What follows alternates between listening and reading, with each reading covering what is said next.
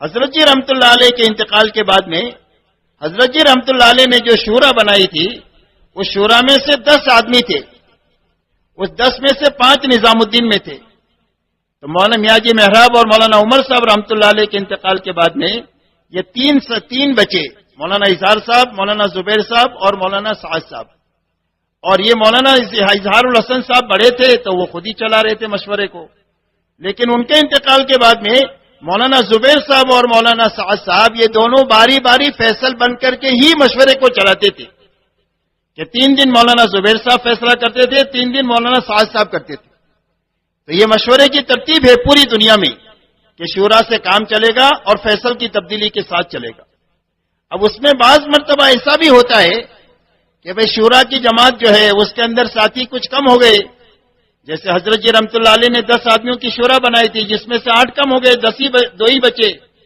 ایسا ہی ملکوں میں بھی ہوتا ہے کہ بھئی کسی جگہ 4 ساتھی ہے، 5 ساتھی ہے، کسی ساتھی کا انتقال ہو گیا، کوئی ملک چھوڑ کر چلا گیا یا کوئی معذور ہو گیا یا کوئی کسی وجہ سے دعوت کا کام چھوڑ کر بیٹھ گیا تو پیچھے کوئی ایک بچ جاتا ہے. تو جو ایک بچ جاتا ہے وہ ذمہ دار نہیں بن جاتا، وہ امیر نہیں بن جاتا. اسی کوئی ترتیب نہ شریعت میں ہے اور نہ سیرت میں اس کی کوئی آپ کو مثال ملے گی. یہ جو کچھ دلائل ہے وہ سارے دلائل بے بنیاد ہے، بلکہ اس میں یہ ہوگا کہ جو ایک فرد بچا ہے تو وہ فرد شورا کا فرد بچا ہے، وہ امیر نہیں بچا، کہ وہ امیر نہیں بنے گا. امیر تو بنانے سے بنتا ہے، خود کوئی امیر بن نہیں جاتا. یہ اچھی بات سمجھنے کی ہے کہ شیطان یہ دھوکہ دے رہا ہے کہ ایک آدمی بچ گیا تو وہ امیر بن گیا. حالانکہ کسی کمپنی میں 3 آدمی اگر پارٹنر ہو تو 2 پارٹنر مر جائے تو پیچھے پارٹنر بچے گا کہ مالک بچے گا؟ کیوں بھائی پیچھے بچنے والا مالک بچا کہ پارٹنر بچا؟ پارٹنر بچا تو مالک کیسے بن جائے گا؟ تو یہ جو ہے وہ یہ بے بنیاد باتیں ہیں. تو اس لیے یہ ترتیب ہے کہ بھئی اگر ایک آدمی بچا ہے تو شورا کی تکمیل ہو جائے اور شورا کی تکمیل ہو کر کے پھر اس کے بعد میں بحسن خوبی اس کام کو چلایا جائے. بہرحال فرمایا سب سے پہلی بنیاد جو ہے یہ مشورہ ہے، اور مشورہ اس بنیاد پر ہوگا، ان چیزوں سے بچ کر ہوگا. اگر مشورہ ختم ہو گیا یا مشورے کا رخ بدل گیا تو اس کا سب سے پہلا اثر جو ہوگا وہ اجتماعیت پر پڑے گا. اس لیے کہ کام کرنے والے عملے کو سمیٹے رکھنے کی اور جوڑے رکھنے کی جو سب سے بڑی طاقتور ہے اور قوت حاکمہ ہے وہ مشورہ ہے. جو مشورہ سب کو جوڑ کر کے رکھتا ہے جب صحیح بنیادوں پر ہوتا ہے. اب مشورہ ختم ہو جائے یا اس کا رخ بدل جائے تو اس کا سب سے پہلا اثر جو پڑے گا وہ اجتماعیت پر پڑے گا. اسی لیے مولانا الیاس صاحب رحمۃ اللہ علیہ نے فرمایا کہ دوسری بنیاد جو ہے وہ اجتماعیت ہے.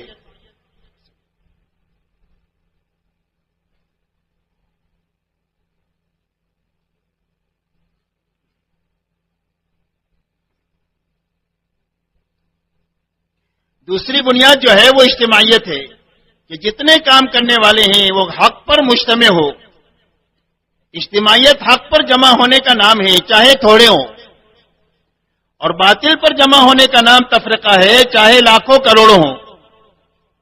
اسی لیے قرآن کہہ رہا ہے تحسبهم جميعا وقلوبهم شتى، کہ آپ کو یہ بڑا مجمع اور بھیڑ نظر آئے گی لیکن اندر سے یہ سارے کے سارے پھٹے ہوئے ہیں. قرآن کہہ رہا ہے ان کے اندر میں جوڑ نہیں ہے، یہ تفرقہ ہے، اندر سے دل پھٹے ہوئے ہیں. اس لیے فرمایا حق پر مجتمع ہونا یہ سب دوسری بنیاد ہے کہ جو کام کرنے والے ہیں وہ حق پر مجتمع ہو. اس لیے کہ اجتماعیت بہت بڑی طاقت ہے اور اجتماعیت اللہ کی مدد کو کھینچ کر لانے والی چیز ہے، اور اجتماعیت اس امت کے لیے سب سے بڑی رحمت ہے، اور اس امت کا افتراق اس امت کے لیے سب سے بڑا عذاب ہے. اسی لیے مولانا انعام الحسن صاحب رحمۃ اللہ علیہ نے ایک مرتبہ پرانوں سے یوں کہا کہ ہم میں کا کوئی آدمی یہ دعویٰ نہیں کر سکتا ہے کہ میں خطا کار نہیں ہوں، کہ ہم میں سے ہر آدمی جو ہے وہ خطا کار ہے، لیکن اگر ہمارے دل آپس میں جڑے ہوئے ہوں گے، ایک دوسرے کی خیرخواہی ہوگی، ایک دوسرے کو آگے بڑھانے کا جذبہ ہوگا، ایک دوسرے کو درگزر کرنا اور معاف کرنے کا جذبہ ہوگا، اور ہر ایک سے صلاحیت کے اعتبار سے کام لینے کا جذبہ ہوگا، تو فرمایا اللہ ہماری خطاؤں کو معاف کرتے رہیں گے اور ہمارے عیوب پر پردہ ڈالتے رہیں گے، اور اللہ ہم سے دین کا کام لیتے رہیں گے. اور یہ فرمایا اگر ہمارے دلوں میں تشدد ہوا اور دلوں میں پھٹن ہوئی اور تیری میری ہوئی اور ایک دوسرے کی بدخواہی ہوئی تو فرمایا چاہے مطلوبہ قربانی دے ڈالے اور صحیح نہج کے ساتھ دے ڈالے تو بھی جو ہے اس کا کوئی نتیجہ نہیں ہوگا، اس لیے کہ اللہ کی تائید جو ہے وہ ختم ہو جائے گی. آپ دیکھو جب آپس میں انتشار ہوا ہے تو مستجاب الدعوات لوگوں کی دعائیں بھی آسمان پر جانے سے رک گئی ہے اور مدد آنا جو ہے وہ رک گئی ہے. اس لیے فرمایا دوسری بنیاد اجتماعیت ہے کہ ہمارے کام کرنے والے سارے کے سارے کام پر حق پر مجتمع ہو. اور فرمایا تیسری بنیاد جو ہے یہ اخلاص ہے کہ سارے کام کرنے والوں کے سامنے صرف اللہ ہو اور آخرت ہو. کہ اس محنت کے ذریعے سے ہم کیا چاہتے ہیں؟ فرمایا یہ چاہتے ہیں کہ اللہ کی رضا پر جیے، اللہ کی رضا پر مریں. اور اس محنت کے ذریعے سے ہم یہ چاہتے ہیں کہ اللہ ہماری آخرت بنا دے، بس اور ہم کچھ نہیں چاہتے. فرمایا یہ تیسری بنیاد ہے. اگر ان تین بنیادوں میں سے کوئی ایک بنیاد بھی اگر ختم ہوئی کام میں سے تو فرمایا کام بھی خطرے میں آ جائے گا اور کام کرنے والے بھی خطرے میں آ جائیں گے. اس لیے ہر کام کرنے والا اللہ کو اور آخرت کو سامنے رکھ کر کے چلے. اس لیے کہ جب اللہ کو اور آخرت کو سامنے رکھ کر چلے گا تو نہ یہ فتنہ کرے گا نہ فتنہ کرنے کا ذریعہ بنے گا. اس لیے کہ اللہ اور آخرت جھگڑے کی چیز ہی نہیں ہے. اللہ جھگڑے کی چیز نہیں ہے اور آخرت بھی جھگڑے کی چیز نہیں ہے. جھگڑے کی دو چیزیں ہیں، حب مال ہے اور حب جاہ ہے. یہ دنیا میں دو جھگڑے کی چیزیں ہیں بڑی بڑی، مال کی محبت اور بڑا بننے کی محبت.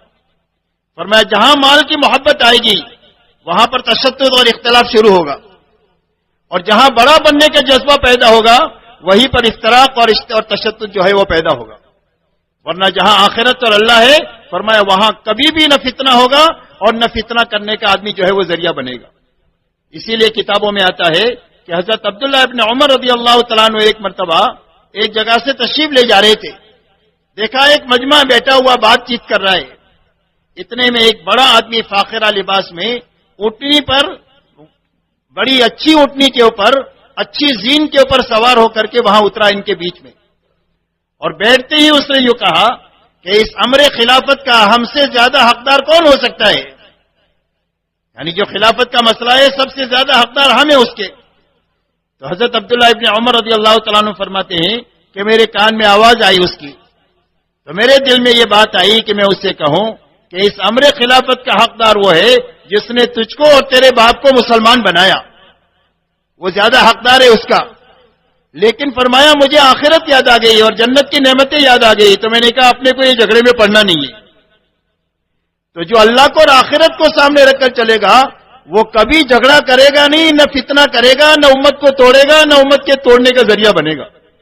اس لیے فرمایا کہ یہ تین بنیادیں ہیں، اگر یہ تین بنیادیں محفوظ ہے تو کام بھی محفوظ ہے اور کام کرنے والے بھی محفوظ ہے.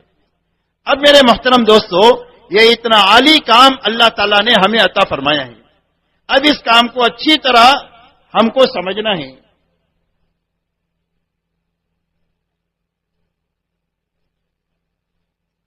اور اپنے عملے کو بھی سمجھانا ہے کہ کام میں سب سے پہلے سمجھ کے ساتھ چلے.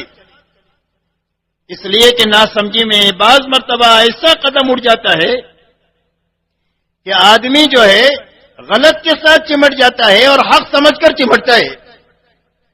آج آپ دنیا پر نگاہ ڈالو تو دنیا کی اکثریت انسانوں کی وہ ہے کہ جو ناحق کے ساتھ چمٹی ہوئی ہے اور حق سمجھ کر چمٹی ہوئی ہے. اور پتہ کب چلے گا؟ فرمایا موت کے وقت میں پتہ چلے گا، اور پتہ چلے گا کہ انجام کتنا برا ہو گیا. اس لیے فرمایا سب سے پہلی ضرورت ہماری اس محنت میں یہ ہے کہ اس محنت میں چلنے والا ہر نیا پرانا کام کی صحیح سمجھ کے ساتھ چلے.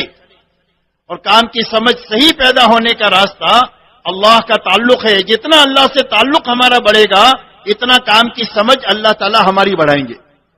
اسی کے ساتھ کام کی سمجھ کے حاصل کرنے کا راستہ ہمارے وہ پرانے علماء ہیں جو اس محنت میں جن کی ہڈیاں گل گئی ہے، یا ہمارے وہ پرانے ساتھی ہیں کہ جو بڑوں کے صحبت یافتہ ہے.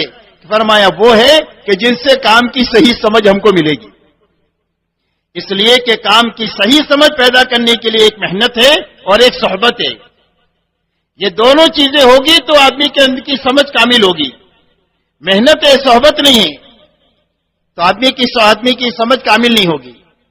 اس لیے صحبت کے سمجھ کے کامل ہونے کے لیے ضروری ہے کہ محنت سے بھی گزرے اور آدمی صحبت سے بھی گزرے.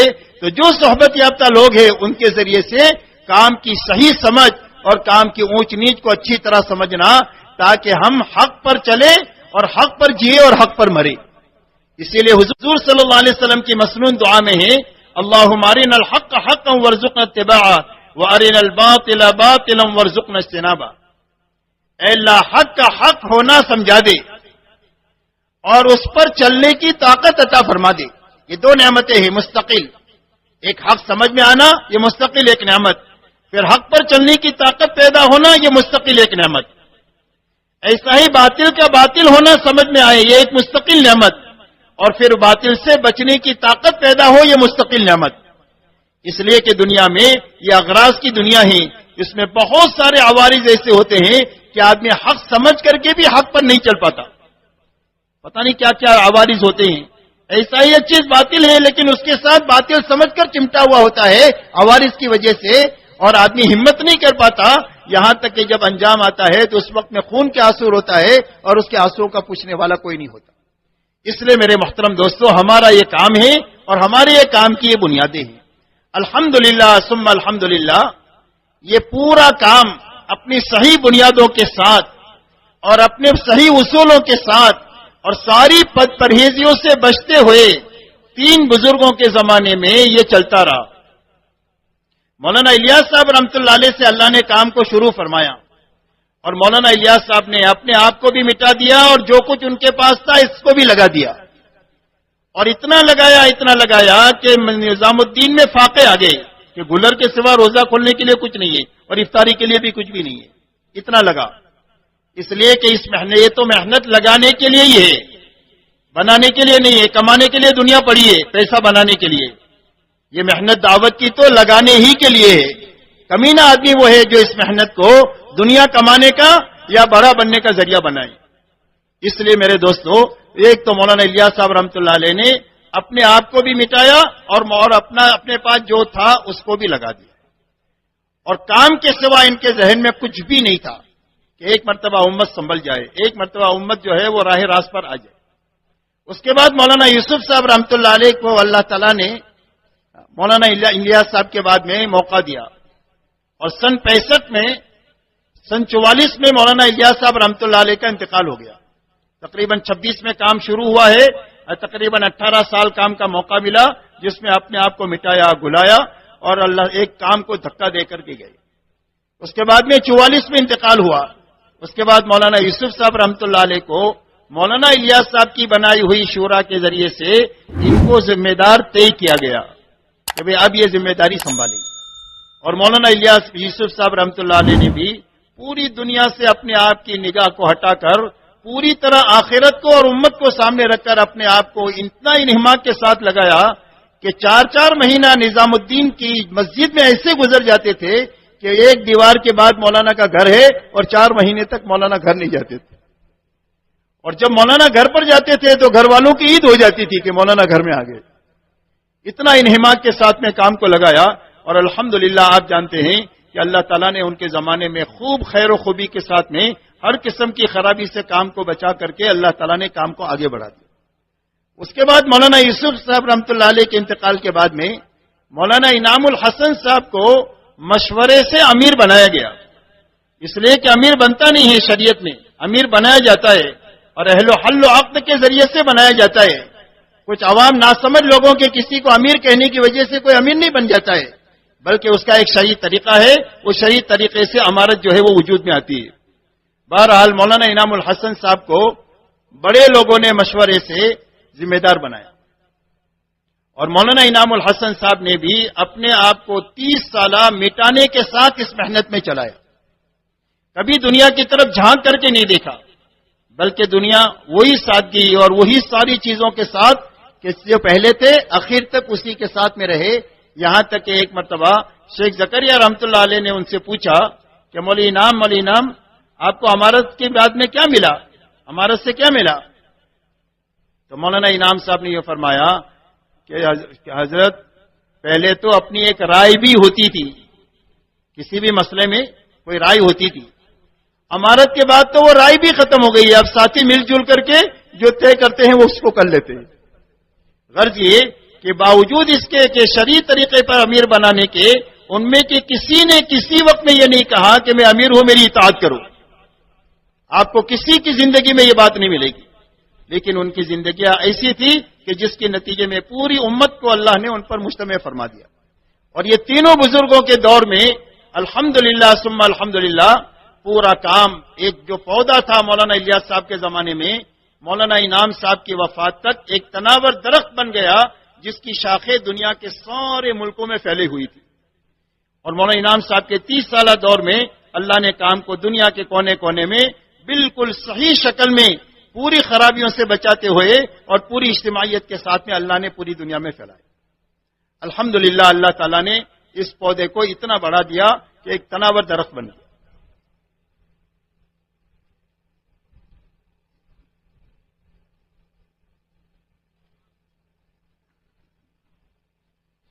اب میرے دوستوں، مولانا انعام الحسن صاحب رحمۃ اللہ علیہ کے انتقال کے بعد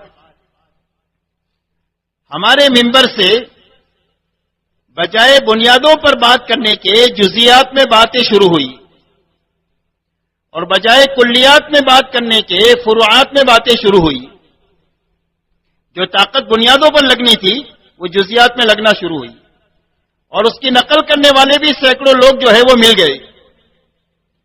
اور اسی کے ساتھ میں کام کو ثابت کرنے کے لیے ایسا اسلوب اپنایا جانے لگا کہ جس کے ذریعے سے دینی شخصیتوں کے اوپر بھی تنقید شروع ہوئی اور اسی کے ساتھ دینی شعبوں کے اوپر بھی آنچ آنا شروع ہوئی.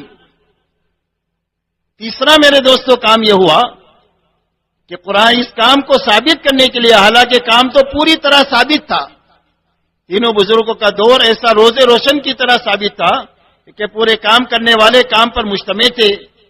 کوئی بھی بات نظام الدین سے کہی جائے، چھوٹا بڑا نیا پرانا بلا چونو چرا فوراً اس کو کرتا تھا، اسی کو کہتا تھا.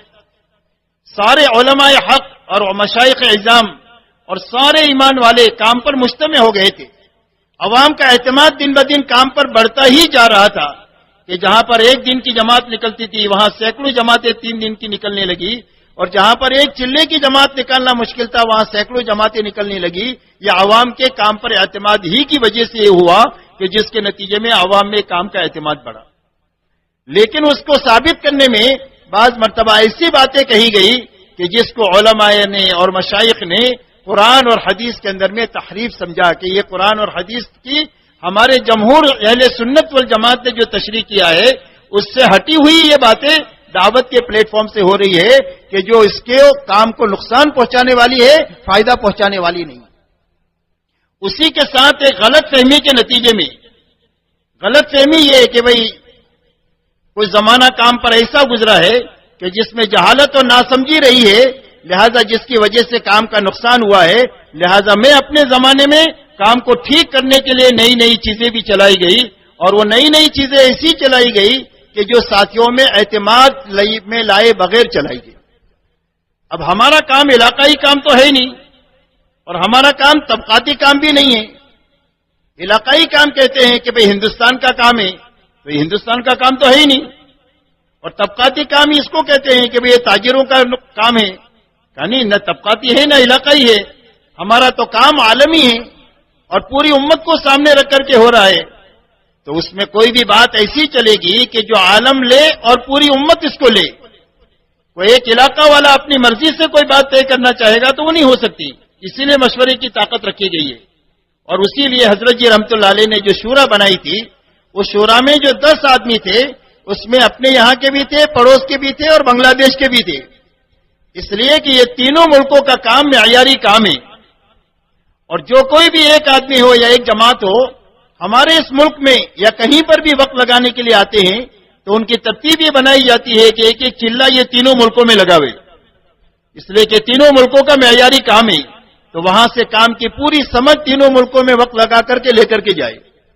اسی کے ساتھ یہ تینوں ملکوں کے لوگ دنیا کے اکثر ملکوں میں رہتے ہیں. ہر مسجد میں آپ کو یہ تینوں ملک کے ساتھی ایک مسجد وار جماعت میں ملیں گے. اس لیے پوری دنیا میں جو اجتماعات اور جوڑ ہوتے ہیں ان جوڑوں میں بھی جو جماعتیں جاتی ہے وہ تینوں ملکوں کی ایک ساتھ مل کر جاتی ہے. کہ یہاں سے بھی جماعت جائے گی، پڑوس سے بھی جائے گی، بنگلہ دیش کی بھی جماعت جائے گی، اور یہ تینوں جماعتیں ایک ساتھ مل جل کر اس اجتماع کو اور جوڑ کو کرے گی. تو یہ تینوں ایک ساتھ بھیجنے کی کیا بنیاد ہے؟ کیا اس کی ایک ہی بنیاد ہے تاکہ تینوں ملکوں کی بات ایک ہو، ان کا فکر ایک ہو اور ان کا نہج ایک ہو، تاکہ پوری دنیا میں ایک ہی بات چلے، دو بات نہ چلے۔ لیکن اب اس کی وجہ سے یہ تشدد ہوا کہ ایک جماعت اپنے یہاں سے جا رہی ہے، وہ کچھ کہہ رہی ہے، وہ پڑوس سے جانے والی جماعت کچھ کہہ رہی ہے، تیسری جگہ سے جانے والی جماعت کچھ کہہ رہی ہے، کبھی ساتھ میں گئے ہیں تو ساتھ میں بھی الجھ رہے ہیں کہ یہ بات تم کہاں سے کہتے ہو، یہ تو مشورے سے کہیں نہیں گئی۔ تو اس طریقے سے بہت ساری الجھنیں دن بدن پیدا ہوتی چلی گئی، کام کرنے والوں میں بھی الجھن پیدا ہوئی، اسی کے ساتھ مشائخ کو اور علماء کو بھی ہمارے کام سے اشکال پیدا ہوا، اور اسی کے ساتھ میں یہ بات بھی آئی کہ بھئی کام کے اندر میں تحریف کی باتیں ہو رہی ہے، یہ کام کو حق کی طرف لے جانے کی باتیں نہیں ہیں بلکہ یہ گمراہی کی طرف لے جانے والی باتیں۔ تو اب یہ ساری چیزوں کو بہت سارے خیرخواہ لوگ جو تبلیغ میں ہیں وہ بھی، اور جو تبلیغ میں عملی طور پر نہیں ہے لیکن کام کے ساتھ خیرخواہی ہے، کام کے ساتھ محبت ہے، کام کے ساتھ دعا ہے، کام کے لیے تعاون ہے، وہ سارے اس کے لیے فکر مند تھے۔ اور اس فکر مندی کے نتیجے میں شروع سے ہی خطوط جو ہے وہ لکھے گئے، نام کے بھی اور بغیر نام کے بھی، جس میں یہ باتیں کہی گئی، نشاندہی کہی گئی کہ دیکھو گاڑی پٹری سے اتر رہی ہے، اور آپ لوگوں کے بیانات کا جو رخ تھا وہ بدل رہا ہے، اور آپ کے کام کو نقصان پہنچانے والی باتیں آپ کی محنت میں بڑھ رہی ہے، اور جو فائدہ پہنچانے والی باتیں تھیں وہ آپ کی نظروں سے اوجھل ہوتی جا رہی ہے۔ اس نشاندہی کے اندر میں بہت سارے خطوط نام کے اور بغیر نام کے لکھے گئے، لیکن اس کا کوئی بھی اثر نہیں ہوا۔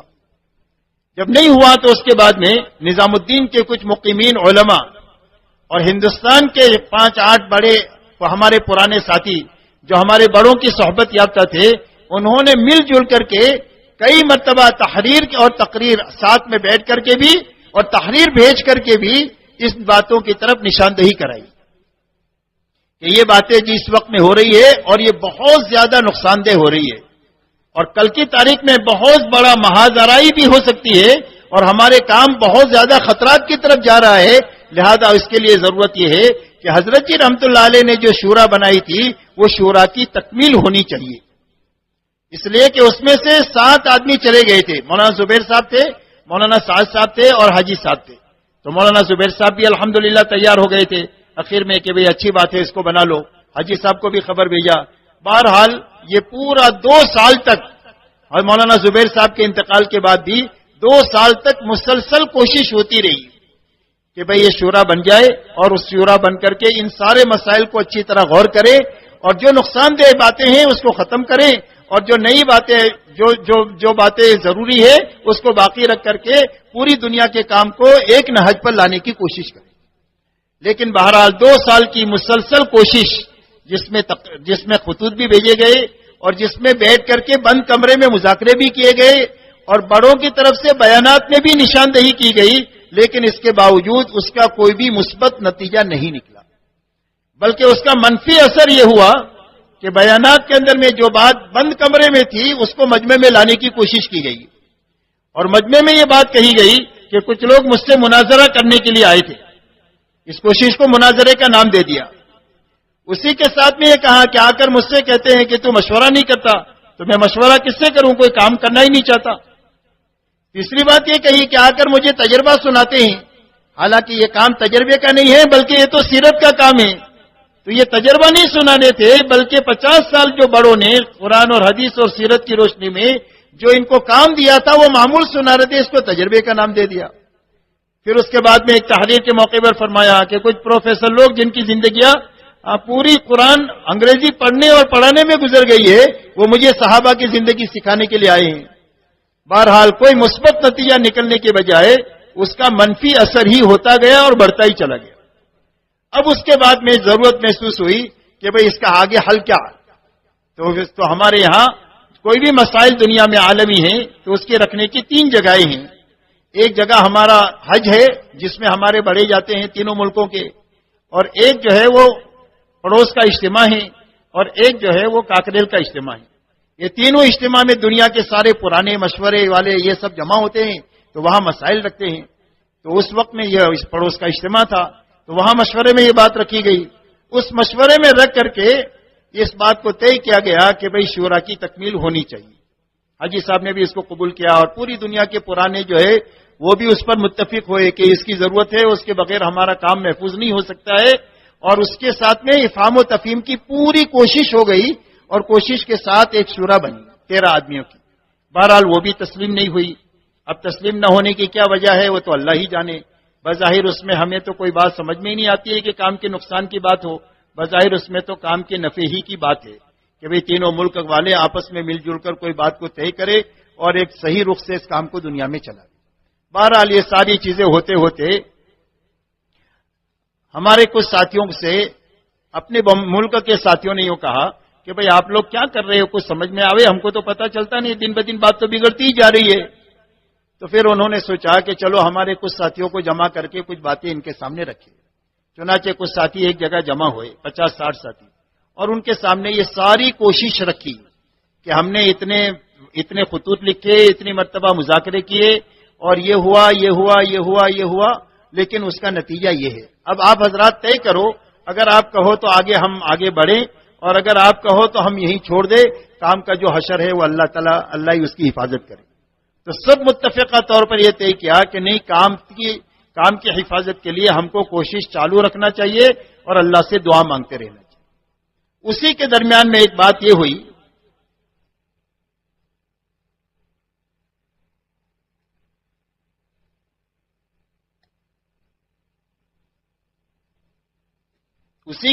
ایک مرتبہ بات یہ ہوئی کہ نظام الدین کے اندر میں ہر جمعرات کے دن شہر کا اجتماع ہوتا ہے۔ تو شہر کے اجتماع میں بڑا مجمع ہوتا ہے تو کھانا بھی لیٹ ہوتا ہے، عشاء کی نماز بھی لیٹ ہوتی ہے۔ تو عشاء کی نماز کے لیے امام صاحب جب نماز کے لیے نکلے تو پہلی صف میں سے ایک آدمی مسافے کے لیے ہاتھ بڑھایا کھڑے ہو کر۔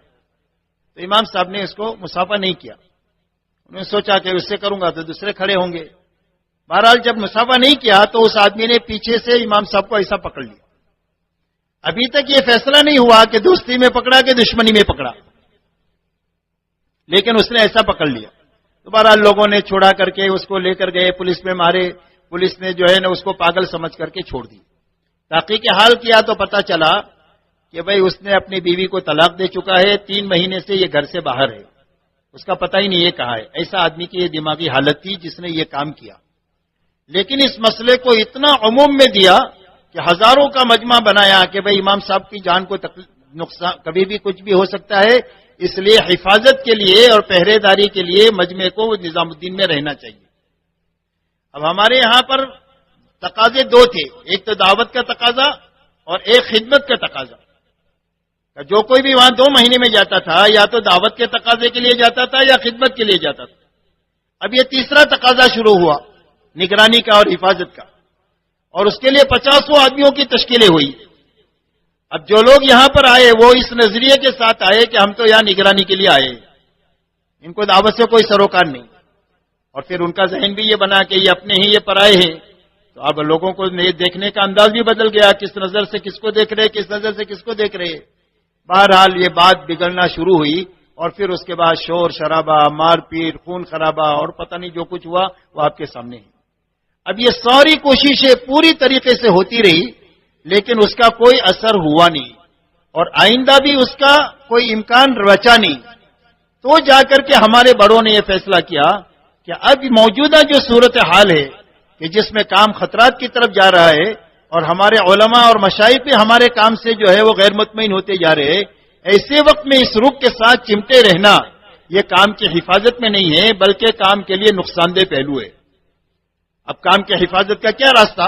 لہذا کام کی حفاظت کے لیے انہوں نے یہ طے کیا کہ اب جب حفاظت کا اسباب نظام الدین میں پیدا ہو جائیں گے تو دوبارہ ہم واپس آ جائیں گے، لیکن جب تک ہم باہر جا کر حفاظت کریں گے، جس طرح حضور صلی اللہ علیہ وسلم مکہ سے ہجرت فرما کر جب مکہ مکرمہ میں کام نہیں ہو سکا تو آپ ہجرت فرما کر مدینہ منورہ گئے اور وہاں آپ نے کام کیا، لہذا حفاظت کی نیت سے انہوں نے یہ اقدام اٹھایا ہے۔ اس کے علاوہ نہ کسی کی مخالفت ہے، نہ کوئی حب مال ہے، نہ حب جاہ ہے۔ یہ سارے وہ لوگ ہیں کہ جنہوں نے تبلیغ سے کوئی کمایا نہیں ہے، تبلیغ میں لگایا ہی ہے۔ بہرحال یہ یہاں تک یہ بات پہنچی۔ اب میرے محترم دوستو، اس میں اس وقت کا جو تقاضا ہے کہ ایک تو کام کو اچھی طرح سمجھ کر خود بھی کام کے ساتھ جڑنا اور اپنے عملے کے ساتھ میں عملے کو بھی کام کے اندر میں جوڑنا۔ اب کچھ ساتھی بیچارے ناسمجھی میں تھوڑا سا جو ہے وہ ایسی حرکتیں بھی کرتے ہیں، تو اب ان حرکتوں کے وقت میں ہم آپے سے باہر ہو جائیں گے تو کام خراب ہو جائے گا۔ ہمارے سامنے تو یہ رہنا چاہیے کہ حضور صلی اللہ علیہ وسلم نے جب کام شروع کیا ہے تو اس وقت میں آپ نے کن حالات میں کام کیا ہے، حضور پاک صلی اللہ علیہ وسلم پر کیا کیا حالات آئے ہیں کام کے راستے میں۔ تو جو آپ کے راستے میں آئے ہیں ہمیں وہ مانگنا تو نہیں ہے، اللہ سے عافیت ہی مانگنا ہے، لیکن ذہنی طور پر ہم کو یہ تیار رہنا ہے کہ اس قسم کا کوئی بھی حال ہمارے پر آئے گا تو ہم اس کو برداشت کریں گے، اور برداشت کر کے سیرت کو اپنے ہاتھ سے چھوڑیں گے نہیں۔ جب سیرت پر عمل کریں گے تو آپ دیکھ لو، سیرت تو اتنی طاقتور ہے کہ 23 سال کے عرصے میں جو جان لیوا تھے وہ جان دینے والے بن گئے، اور اللہ تعالیٰ نے سارے نظام کو ٹھیک کر دیا۔ تو ہمارا صبر اور تحمل، ہمارا برداشت کے ساتھ چلنا، اور ہمارا اخلاق کو ہاتھ سے جانے نہ دینا، اور ہر ایک کے ساتھ میں اچھا سلوک اور برتاؤ کرنا، انشاءاللہ آپ دیکھو گے کہ تھوڑا سا عرصہ ہوتے ہوتے یہ ساری بدگمانیاں ختم ہو کر کے لوگوں کو حق بات سمجھ میں آ جائے گی، اور حق بات سمجھ میں آ جائے گی تو یہی حق کے لیے جان دیں گے جس طرح جان دینے کا حق ہے۔ تو اس کے لیے آج کا مجمع یہ طے کرے کہ انشاءاللہ ہم ہر حال میں برداشت اور تحمل کے ساتھ میں چلیں گے، کہ بھائی پورا مجمع اس کے لیے تیار ہے۔